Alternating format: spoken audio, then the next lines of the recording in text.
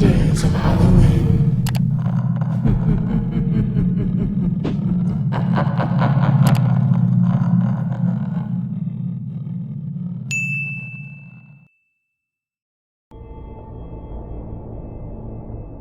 The graveyard shift.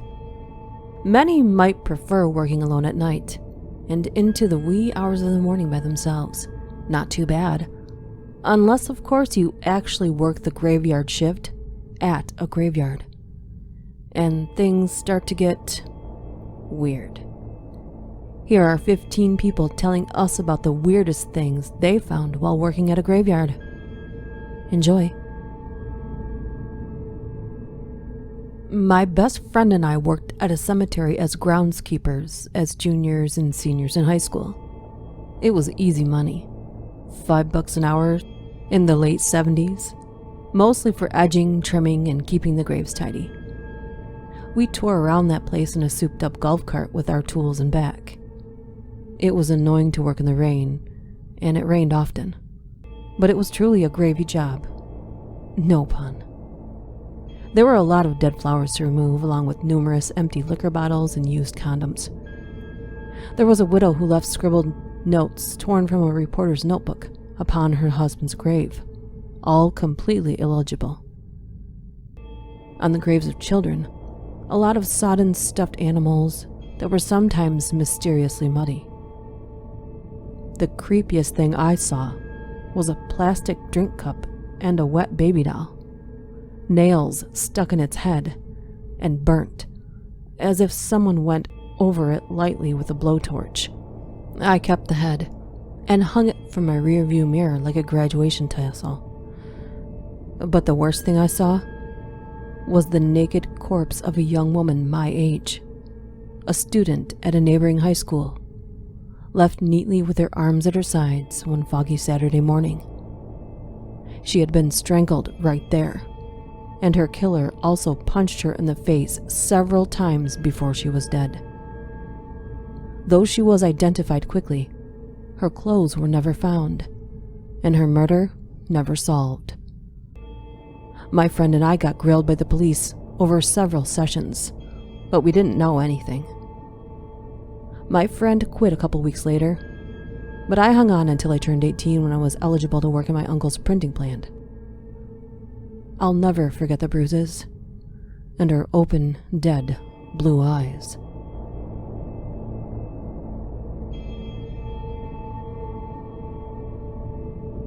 A relative of mine who worked in a cemetery told me this story. The cemetery, a few hundred years old, and the church next to it existed before the 16th century. Considering the fact it is a remote place as well, most people back in the day were buried with wooden crosses and such. As time goes on, crosses rot away, new people get buried, etc. Nowadays, due to less people living in the countryside, that cemetery is pretty much growing over. A sad sight for such a pretty place. Anyway, someone was taking care of their relative's grave and decided to expand the area around the grave. This person removed the grass and tidied up the place with a rake. When they raked up white hair from the ground, they freaked out and left, leaving my relative, the cemetery attendant, to find this hair coming out of the ground. She reported it to the church and supposedly they reburied the body. Not even sure how there could have been a body so close to the surface.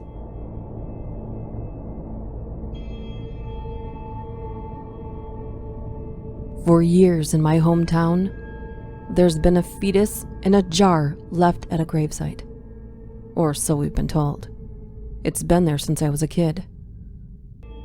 I should also say that if it is a fetus, it no longer looks like one. We've been told for years it is one, so the townspeople don't touch it.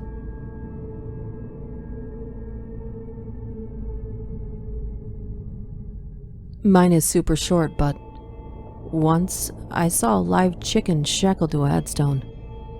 Everyone thought it was something to do with a curse or a sacrifice, but no explanation was ever offered up.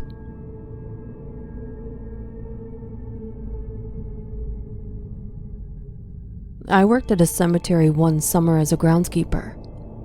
One thing I saw that seemed strange at first was an open flipped cell phone. Upon closer inspection of the tombstone, I realized it belonged to the deceased, who was in her late teens or early 20s when she passed away. A very sad reminder to me that even though I was around her age when she passed, I'm not invincible. Sometimes people forget that, especially when they're younger.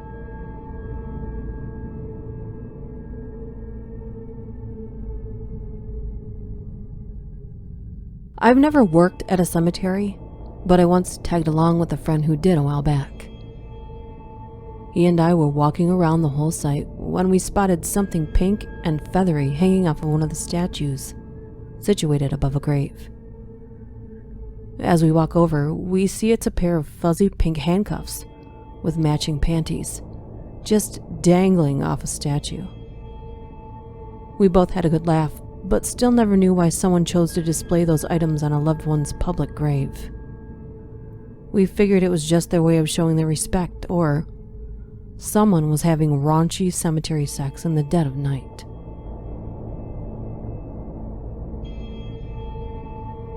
My best friend's father works as a groundskeeper for a cemetery.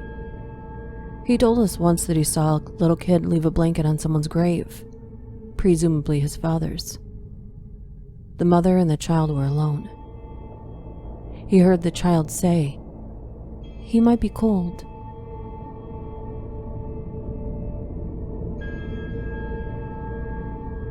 I'm not a cemetery worker, but I once found candles and glass beads in a circle around my father's and a couple of other people's graves.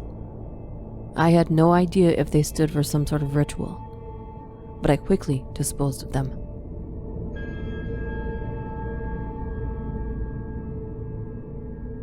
I worked as a groundskeeper over the spring and summer for my father-in-law, a gravedigger his entire life. Most of it usually just balloons and fake flowers. I hate fake flowers. I saw toys, unopened bottles, spare change, packs of unopened MTG cards, cigarettes, etc. One person even had a golf ball and a golf tee hid under 3 inches of weeds that I hit with my weed eater. That was nice. On the grave of a cat lady, who was buried with one of her cats, there was a food dish left by her family, who would fill it for weeks after. Wildlife is already a big problem in cemeteries, and now someone was feeding them.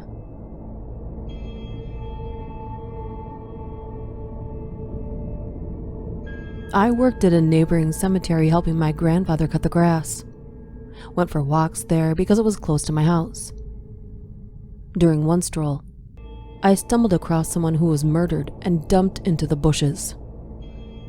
I have no idea whatever came of it. I was honestly too traumatized to find out.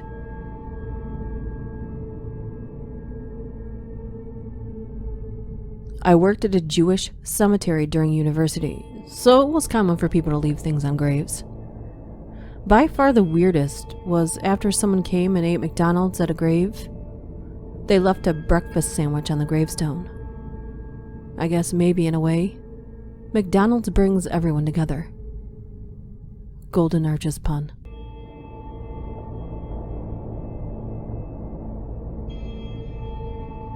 I was active in paranormal investigations and ghost hunting. Did a lot of walkthroughs of cemeteries.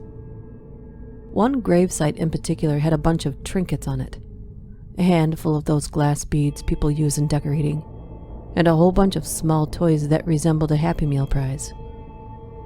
I remember there being some sort of Wizard of Oz toy in there too, figure of Mulan, a few others.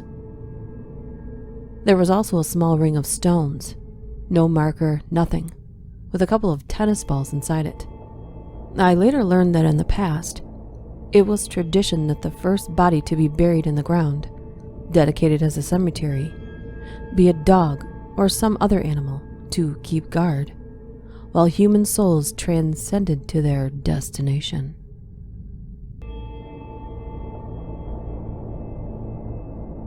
My family and I used to volunteer at a cemetery, helping take care of the graves, edging the stones and whatnot. A recently buried man had owned a hobby shop, and his family put a train set around his tombstone. Each train compartment held a little token or something he liked. There was a handheld poker game, a scratch-off ticket, a beer can, a deck of cards, and some other random trinkets. I thought it was a nice gesture, and it was kind of funny watching the train going in circles with all of these little pieces in the graveyard.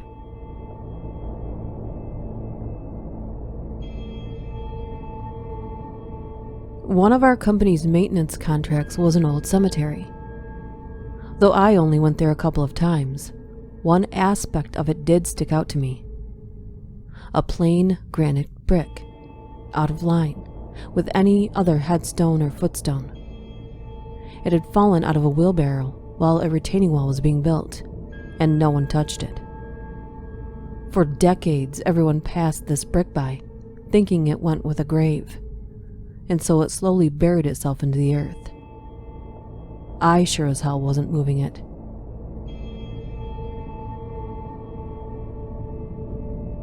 Now, though this isn't at a cemetery, Gregory Pacheco's monument on Palomar Mountain outside San Diego has several unopened beer cans, numerous keys, house and car, unopened junk mail, Hot Wheels, sunglasses, flatware, a handicapped parking pass, also not the descendants, a miniature sewing machine, pliers, a set of andirons, and a trove of other miscellaneous objects. Well, what about you? Could you work at a graveyard? Would you be comfortable surrounded by death and decay?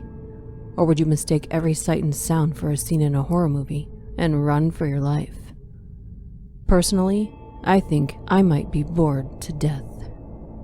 See you next time.